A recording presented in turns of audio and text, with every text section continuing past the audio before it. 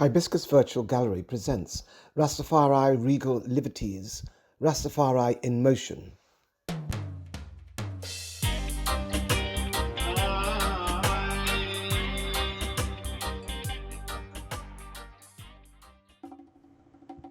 Glory to word, glory to sound, glory to power.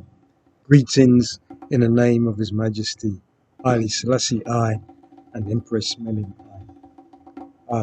I was asked to provide some words about a reflection on Rastafari in Motion. It's 5 years now, I think, since we put it on at the Black Cultural Archives in Brixton. And I think when I look back, I think that what I were trying to do was building on the works of ones like Jar Blue and Jar Bones as well, but trying to document Rastafari in Britain, not as a fringe or as a cult or as a subculture, but as a seminal part of the modern history of Britain.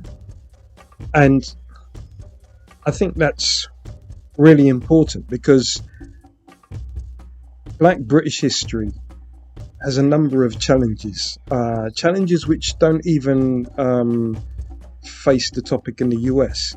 So if you think about the US, or my experience being in the US for a few years now, damn right it's a racist country. But when people study the history of the US and the modern history of the US, they can't but deny that slavery existed, that settler colonialism happened, genocide happened, and indeed this stuff is taught in universities. Now it might be contested, and it's certainly being contested right now, but the fact that it is being contested as history is really important, because when I see it in the UK, it's not really being contested as history, it's being contested just as culture, right? And of course, when you're talking about nations and empires and identity, then history is fundamental to it.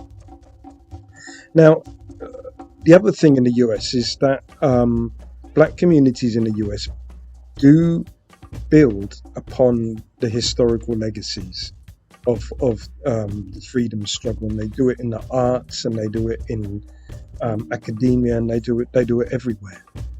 Again, it's often a fight to do that, but they do it. Britain, though, is a strange place like that. And it's a strange place because the high culture, the high cultural elite of Britain see Britain as actually distinct from the ills and the violences of empire. If you think about the US, it's a settler colony. Then it becomes independent, and a bit later on it becomes its own kind of imperial nexus. But it's a settler colony first and foremost. Britain likes to tell itself the story that all the terrible things that happened under colonialism happened outside of Britain, and it wasn't Britain's fault, right? So what you have this sense of purity at the heart of high British culture, whereby even to talk about racism is rude. How could we possibly talk about that when it comes to Britain? Oh yes, the things that the people did in the Caribbean, on the African continent, in India, in the Pacific. Oh, those were terrible, but those weren't us. Those were just these crazy people who left here, and they got their mind turned by the sun and gin and rum, and they did all this crazy stuff. So there's a kind of sense of purity at the heart of British high culture, which means that it's very difficult to think of Britain as part of an imperial formation, right? Which is why, that kind of hyphenated identity is still very weird in Britain. Irish American, African American, Italian American trips off the tongue. But still, Black British, Asian British, it doesn't trip off the tongue in the same way.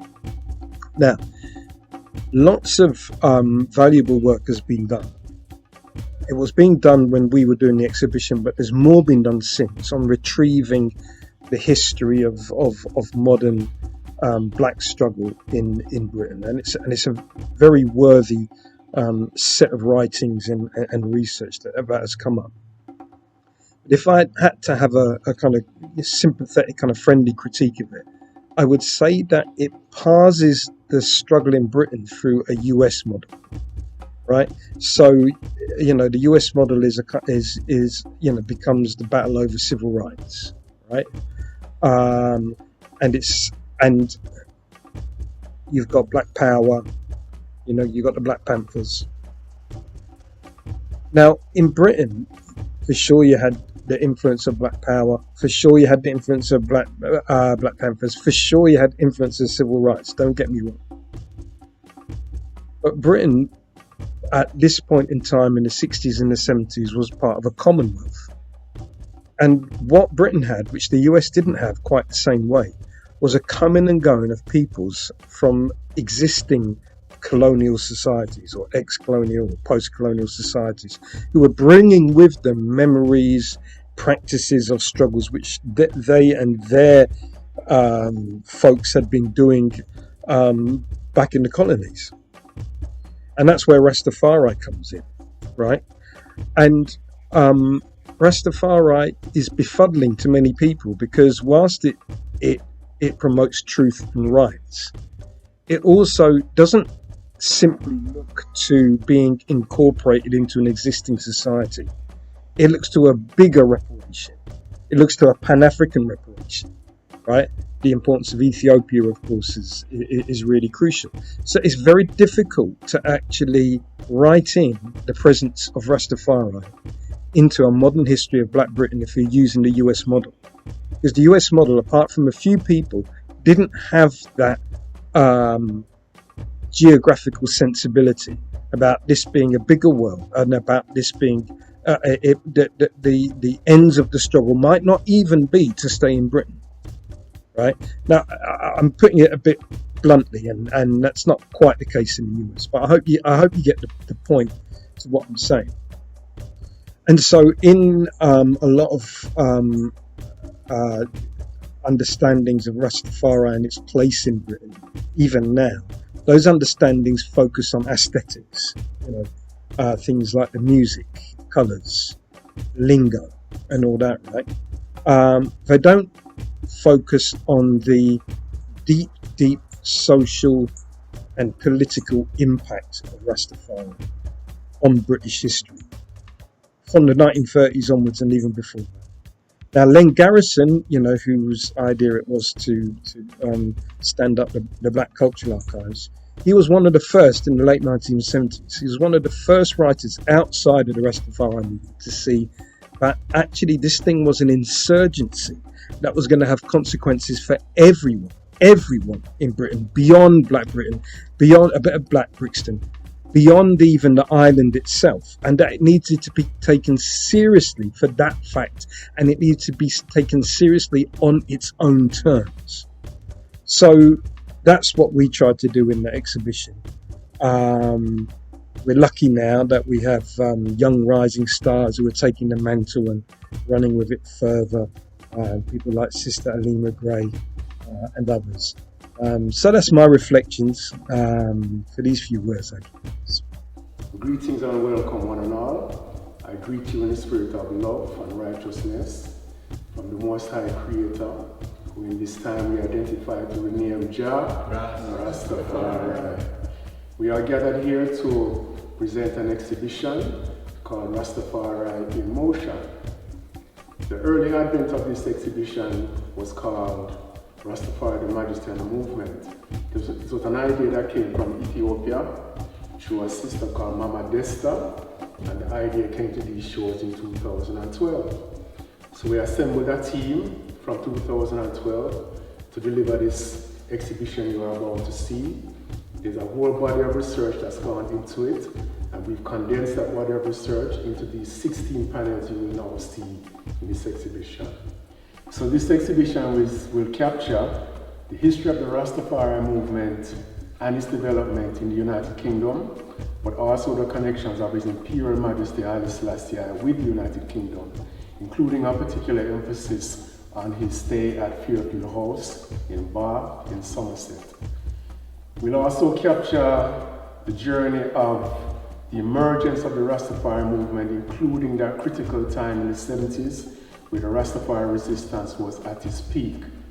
So Rastafari in Motion, what you're about to see, is pivotal in terms of interpreting the history of the movement and its future trajectory. You're going to see a selection of speakers. On my right, we have Brother Aklila Kidan. On my left, we have Sister Stella. On my far left, Brother Shango Baku. So we will now present a narrative for these panels, which should give the item a good insight into what I've just spoken about. So on that note, I turn you over to Brother Shango, who will start the proceedings of the narrative of the panels. So we give thanks and praise for your participation, and we look forward to the further interaction in the workshop. Rastafari. The words of my mouth and the meditation of my heart be accessible in thy sight, O Jah, Rastafari. First panel of Rastafari in Motion. We're going back in time to the impression that Britain had of Ethiopia from medieval times. So this speaks of a perfect kingdom, as it was said, where there was a king who was seen as a priest, Prester John. And you can see that ones here were not truly familiar, but had a blurred idea of a place far away that was linked to Christian values and to perfection, moral perfection. So this panel starts it off in the Middle Ages, and we move forward in time. The Majesty, Britain and the land of Prester John. Perception, the perfect kingdom. In medieval times, people in Britain would have heard of Prester John and his mythical kingdom in the Far East, where, according to Byzantine Emperor Manuel I Comnenus, all Christian values are respected to the letter.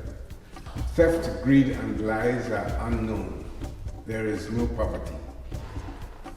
After emissaries of the Ethiopian Empire and Ethiopian Tawahedo Orthodox Church visited Rome and Venice in the 14th and 15th centuries, Europeans began to resituate the mythical land of Prester John in the mountainous East African Empire.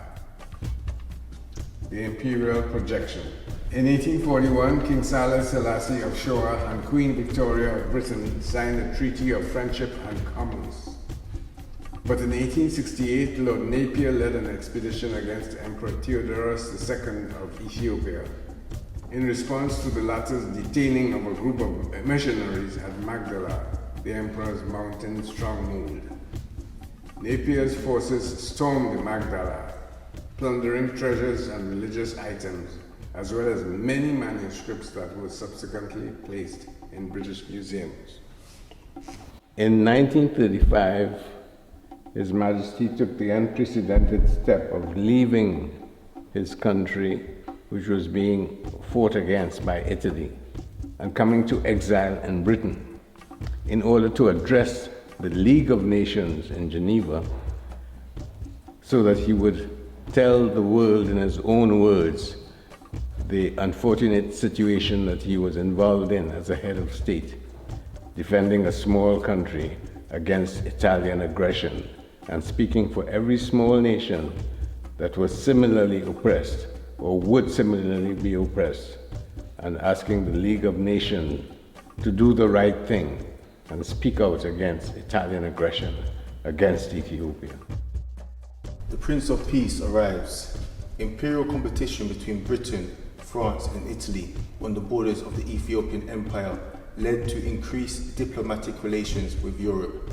Ras Makonnen, father of Tafari Makonnen Wald Mikhael, attended the coronation of King Edward VII in Britain. After negotiating the entry of Ethiopia into the League of Nations, Ras Makonnen's son, now the Crown Prince Rastafari, visited Britain in 1924. On this occasion, the British Treasury scrambled to return to the Ethiopian government one of the 2 stolen crowns from Magdala. Crowned Emperor in 1930, Rastafari, now titled Haile Selassie I, continued to seek peaceful relations with Britain while guarding against its imperial ambitions in Africa. However, when fascist Italy invaded Ethiopia in October 1935, the British government did little to support Ethiopian sovereignty. As Italian troops brutally advanced on the capital Addis Ababa, the Ethiopian Crown Council pleaded with Haile Selassie I to pursue the Ethiopian cause abroad. At this point, the British government offered the emperor an unofficial residence. On 5th June 1936, Haile Selassie I arrived in Britain ready to personally present the Ethiopian cause to the highest global authority of the day, the League of Nations. Excerpt from Isaiah 9:6. For unto us a child is born, unto us a son is given, and the government shall be upon his shoulder, and his name shall be called Wonderful Counselor, the Mighty God, the Everlasting Father, the Prince of Peace. 30th of June 1936. This was a legendary speech before the League of Nations in Geneva. His Majesty traveled there from London to make an appeal to the League of Nations for his beleaguered country, which was under Italian occupation at the time. But his appeal was also for international morality, that no small country should be oppressed by a larger country that had more arms and more might, that there was an equality that was necessary if Earth was to keep its balance. And if the League of Nations was to do its job in ensuring that equality stood between nations of the earth. Address to the League of Nations. On the 30th of June 1936, Haile Selassie I spoke in person to the League of Nations in Geneva regarding Italy's invasion of Ethiopia.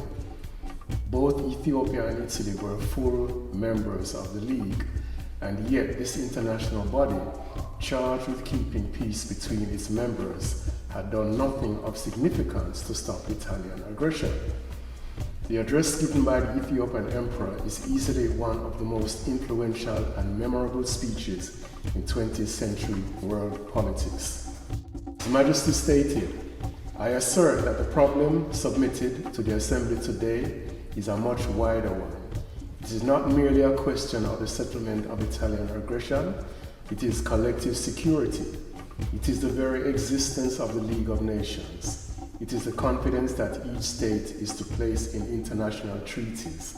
It is the value of promises made to small states that their integrity and their independence shall be respected and ensured. It is the principle of the equality of states on the one hand, or otherwise the obligation laid upon small powers to accept the bonds of vassalship. In a word, it is international morality that is at stake." The words of His Imperial Majesty Haile Selassie I. Many observers were deeply affected by the speech, such as contemporary reporter John Hilton. He claimed, "Yesterday I listened to the speech of the Negus. I have never heard or seen anything quite so impressive as his manner of delivering it. He did not move a finger or a muscle of his face. It was that kind of ultimate self-control and self-restraint that comes of great suffering, nobly born. I had an odd feeling that he was unreal, as if he belonged to a dream world, as if he were a sort of shadow. He seemed to radiate a spiritual quality in the light of which that congregation of go-getters didn't quite know where they were or what they ought to do. When the Italian journalist yelled at him, he stood there quite still, quite unmoved, very king-like. The way he left the assembly after having listened to the interpretation of his speech was so full of ancient dignity and inner strength and repose that for 2 pins I could believe souls are in transit, and his has been journeying for ages and ages. I had the feeling, and I've still got it, that this very presence there before the assembly was an event, and one that in some way will tell." Extract from the New Statesman, United Kingdom newspaper. Quote from the Holy Bible, Revelation 17, verse 7. "These shall make war with the Lamb, and the Lamb will overcome them. For he is Lord of lords and King of kings, and those who are with him are called chosen and faithful. Rastafari. The reaction to His Majesty in Britain from the common people was something that hasn't perhaps been spoken about in history enough. The love that was showed to him as the defender of international morality. Thousands of people gathered to see him when he arrived, and thousands of people followed his stay in Britain while he was here. And many organizations came together to support his cause, which was a world cause in a sense, because it would determine the future of nations. And if the League didn't support it, the League would have to be followed by a greater organization, which it was, the United Nations. When Britain loved Rastafari, despite their government's inaction, public support for the Ethiopian cause came from all classes of British society, from lords and ladies to ordinary members of the public. Rallies and demonstrations took place in all major cities and even in rural parts of the country. The British public followed events in Ethiopia carefully, denouncing the massacre by Italian fascists of 30,000 Ethiopians in February 1937, and the murder of the resistance leader Ras Desta Damtu, the Emperor's son-in-law. However, not all citizens were supportive. Oswald Mosley, founder of the British Union of Fascists, cleaved towards Italy. Yet overwhelmingly, the British public considered Haile Selassie I to be the first personification of international morality and the Prince of Peace. Sylvia Pankhurst's newspaper, New Times and Ethiopian News, describes the arrival of Haile Selassie I to Waterloo Station, London, on the 5th of June 1936 as follows. A huge crowd thronged and mustered outside. The Friends of Abyssinia made the welcome colourful by great scarlet banners of welcome and flags and armlets in the Ethiopian colours. Members of the public also spontaneously displayed homemade banners, hat bands, buttonholes and badges. His Majesty later noted in his autobiography that the support that we received from the British public was of inestimable help to us. There were several groups of Pan-Africanists in Britain at the time of His Majesty's coming to Britain, and they came together to support him because the cause of Ethiopia was the cause of Africa. They saw Ethiopia as representative not only of Africa today, but of the Africa of the future. And what happened to Ethiopia would certainly have a repercussion on Africa of the day. Pan-Africanism and the Ethiopian cause. Many black activists resident in Britain were present to greet Haile Selassie I when he arrived at Waterloo Station on the 5th of June 1936. Sylvia Pankhurst, daughter of suffragette Emmeline Pankhurst, reported that, to quote, an address was also presented by the Pan-African Federation, and there were present on the platform representatives of the International Friends of Ethiopia, the Gold Coast Aborigines Protection Society, the Negro Welfare Association, the British Guyana Association, the League of Colored Peoples, the Universal Negro Improvement Association, the Gold Coast Students Association, the Somalia Society, the Colonial Seamen's Association, and Kikuyu Association of Kenya. In fact, the fascist invasion by Mussolini galvanized a diverse set of Africans to political action on behalf of the Ethiopian cause. Jomo Kenyatta, future leader of Kenyan independence, alongside other activists, set up the International African Friends of Ethiopia in 1935. Its self-stated aim was to, quote, assist by all means in the territorial integrity and political independence of Abyssinia, that is Ethiopia, end of quote. In 1937, the African Friends had morphed into the International African Service Bureau, IASB, and included amongst its members Kenyatta, George Padmore, Trinidadian Pan-Africanist, Amy Ashwood Garvey, Jamaican Pan-Africanist and wife of Marcus Garvey, T. Ras McConnell, Guyanese Pan-Africanist, ITA Wallace Johnson, a labor activist from Sierra Leone, CLR James, Trinidadian Marxist, Nnamdi Azikiwe, future first president of Nigeria, and the Nigerian Louis Banafo, future judge on the International Court of Justice. In Britain, His Majesty finally settled in Fairfield House, which is in Bath in Somerset, a house that he bought with his own funds for himself and his family while in exile. And when he finally left Britain in 1941, he donated this house to the elderly community in Bath. And today, it is a Rastafari iconic place where we hold festivals, celebrations at different times of the Rastafari calendar year. Fairfield House is very important to Rastafari history in Britain. This panel tells about His Majesty's later visit to Britain as a guest of the British government. In June 1972, he returned to Britain by invitation of Queen Elizabeth II to stay at Windsor Castle.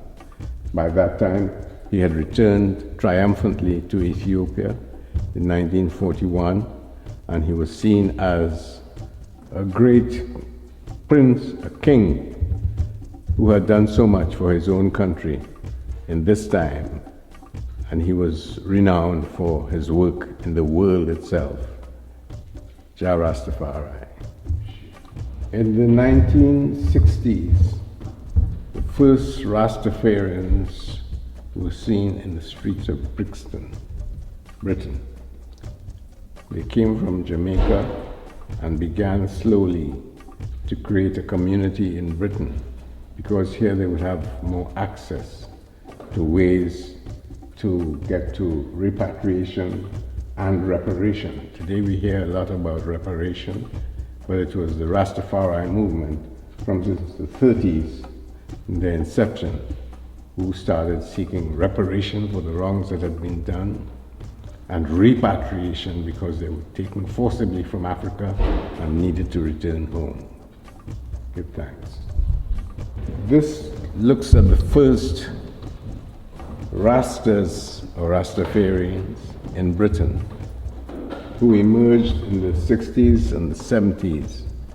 Young people, primarily of the Windrush generation, their parents, who found themselves without any real identity in the United Kingdom, so-called, and found in Rastafari a way of representing themselves, of having an identity that was not only Jamaican or Caribbean, but Ethiopian. And this movement is sustained today. Rastafari is still in motion since the 60s until now in 2021. By the 1980s, there was a community of Rastafari in Britain, in Birmingham, in London, in Manchester, in all the large cities of Britain. But they were not fully accepted. They suffered the kind of discrimination that continues even today in society.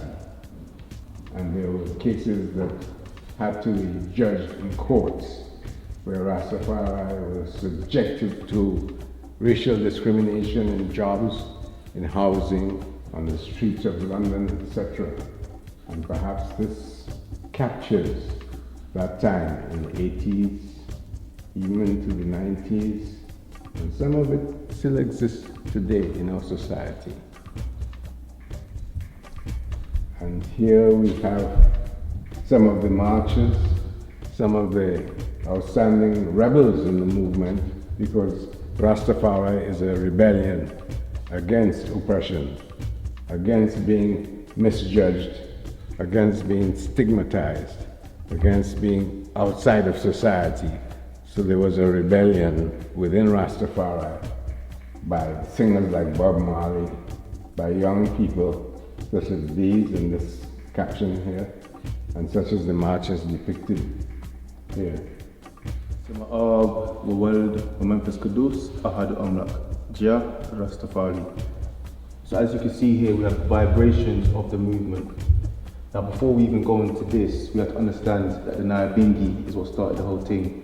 The Nyabingi is to do with the heartbeat and to do with the drum. Now this translated into what we call reggae, and that is the music to the king, praising to the king, you know?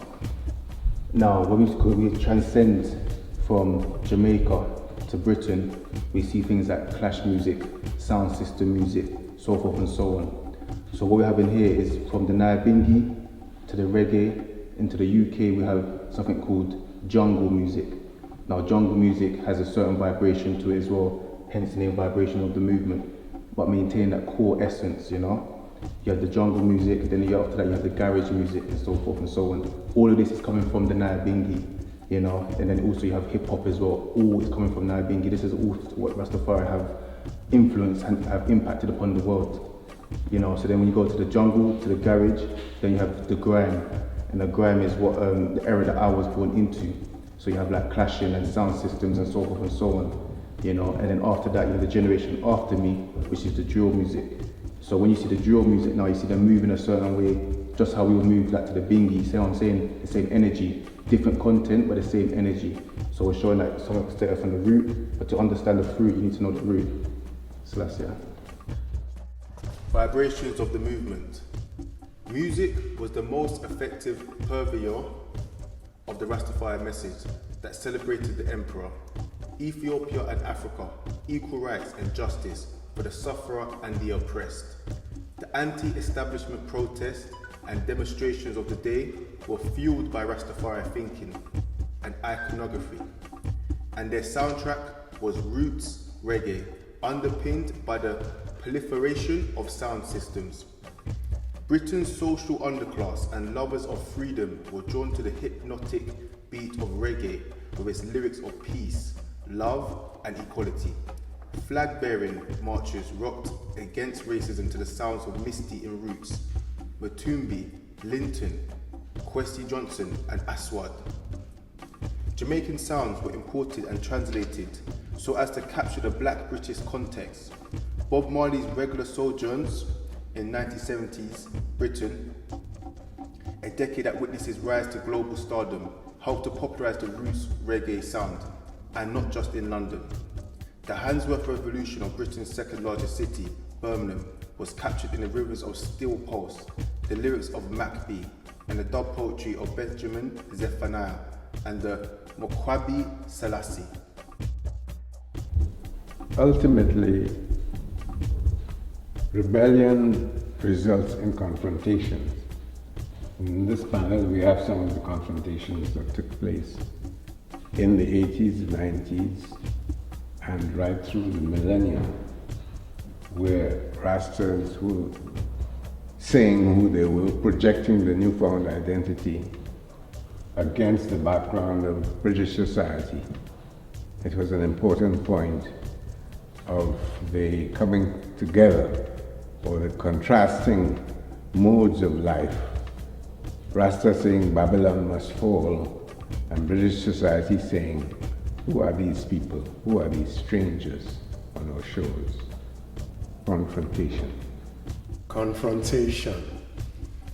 Simmering institutional and visceral racism directed at Britain's black communities led to a series of uprisings in 1981. Subsequently, Lord Scarman was tasked with leading a public inquiry into some of the insurrections. Later in that year, a coalition of Rastafari groups held talks with Lord Scarman in the wake of the Brixton riots. This head-on engagement with state authorities signaled a new phase of organizational maturity in the Rastafari movement. In 1982, the United Kingdom Catholic Commission recommended that Rastafari be recognized as a legitimate faith community.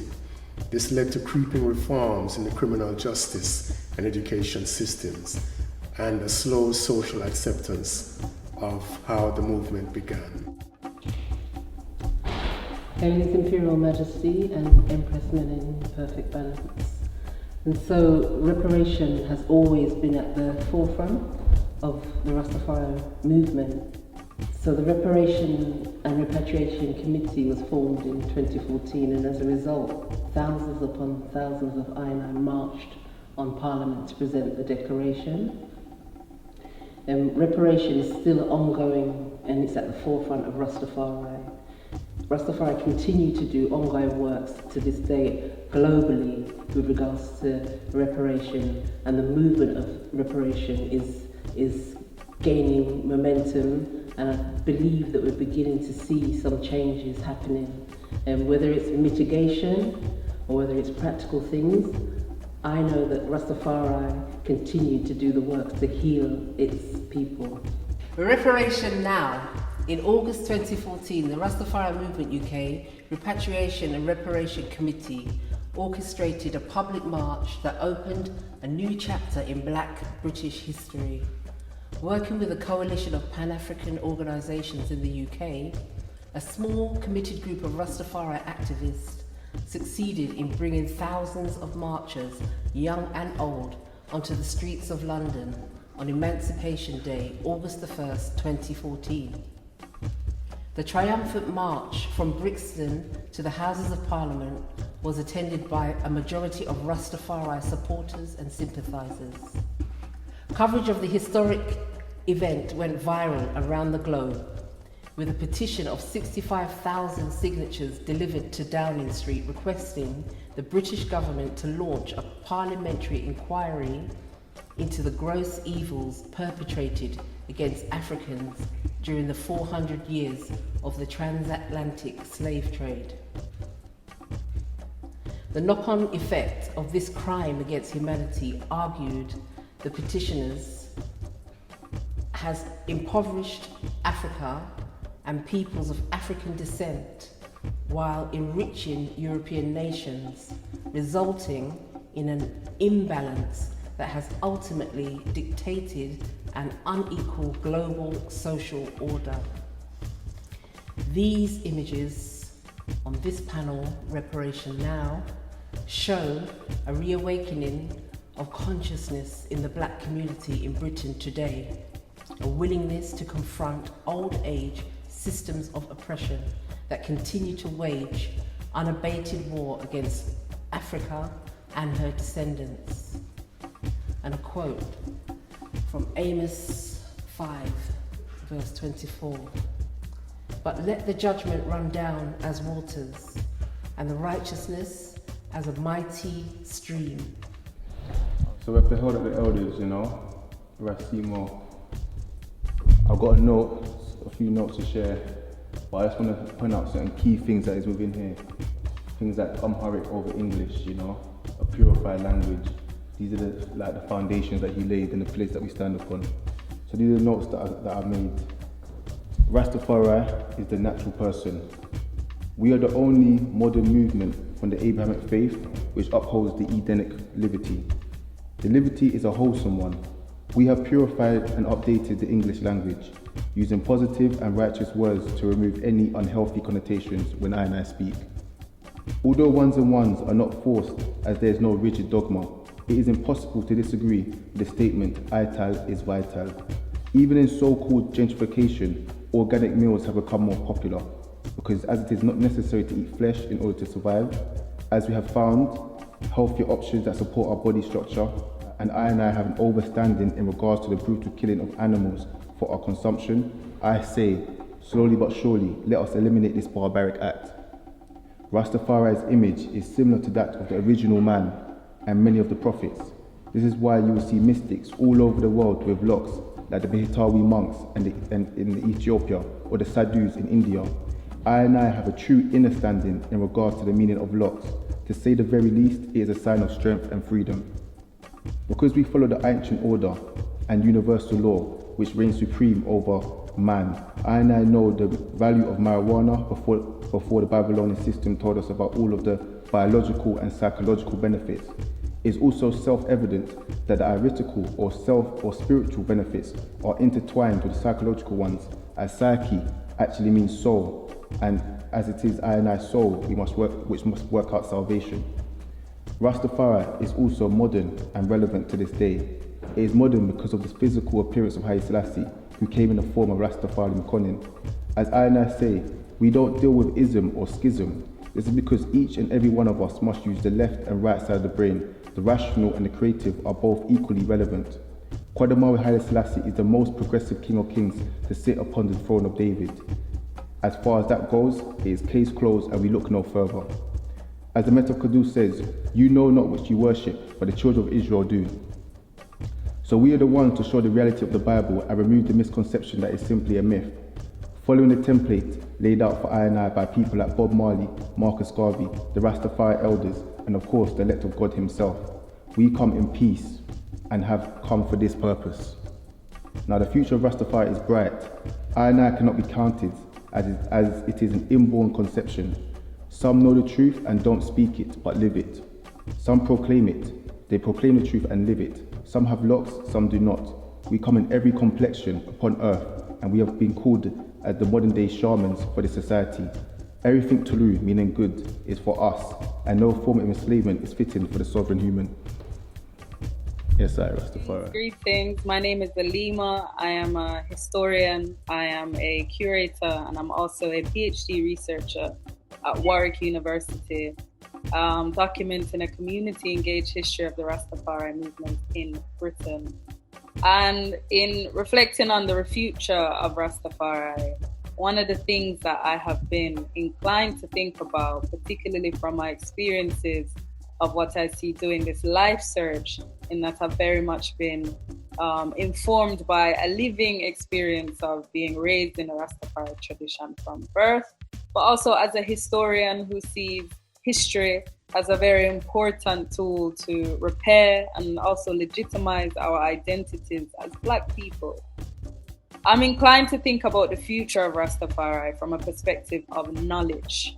You know, what has most commonly been summarized in the phrase Bun Babylon. Babylon being this system of confusion, these institutions that is rarely designed to serve underserved communities. The process of burning Babylon, burning this idea, has never been more important, as we can see in the recent upswells of the Black Lives Matter outcry. And for me, Rastafari continues to be at the forefront of this critical thread, pushing the boundaries of alternative knowledge in a way that can center people, but specifically people of African heritage. And for me, you know, the significance of Rastafari is in its ability to reimagine the possibilities of Black futures. And so despite all of the recent organizing, the very important organizing, particularly the international organizing of a lot of Rastafari organizations, a lot of conversations that's been coming up, we see resurfacing about reparations. For me, the importance of Rastafari is in the fact that you cannot kill ideas. And so Rastafari, for young people like me, lives on in its ideas and will continue to live on in its ideas.